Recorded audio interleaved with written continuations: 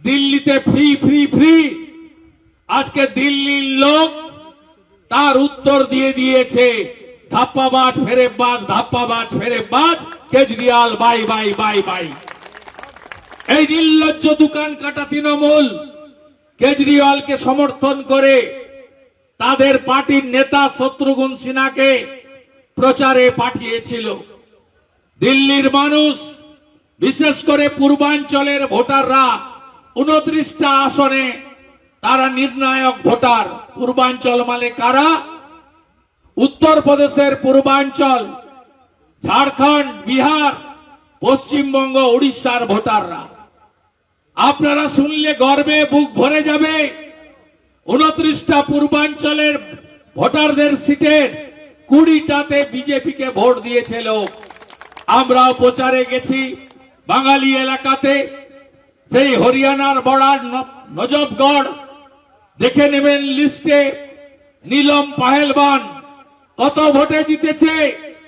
সব বাঙালি মতুয়া থাকে, দল বেনে মা কালীর ভক্ত, সব ভোট দিয়েছে ভারতীয় জনতা পার্টির পদ্ম ফুলে।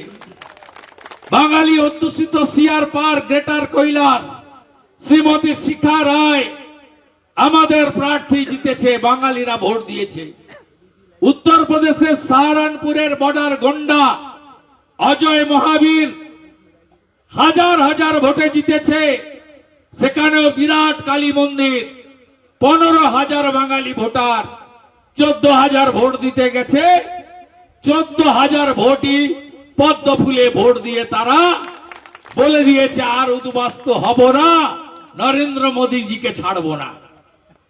এই কাজ আমাদের এই বাংলাতেও করতে হবে। আমরা বলেছিলাম উড়িষ্যায় আমাদের আরুণ মহিলাদের সশক্তিকরণ করব, মাসে নয় বছরে একবার টাকা দেব। সুভদ্রা মায়ের নামে যোজনা চালু হয়েছে, 50,000 টাকা এককালীন বছরে আমরা সেখানে মায়েদের অ্যাকাউন্টে দিচ্ছি।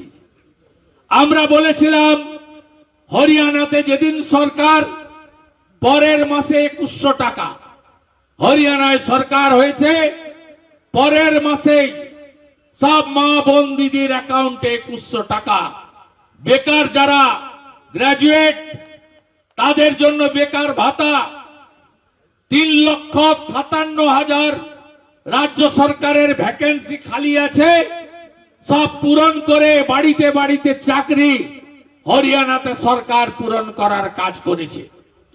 আমরা বলেছিলাম রাজস্থানে আমাদের আনুন 25 লক্ষ টাকা পর্যন্ত চিকিৎসার খরচ কাউকে দিতে হবে না, আমরা দেব।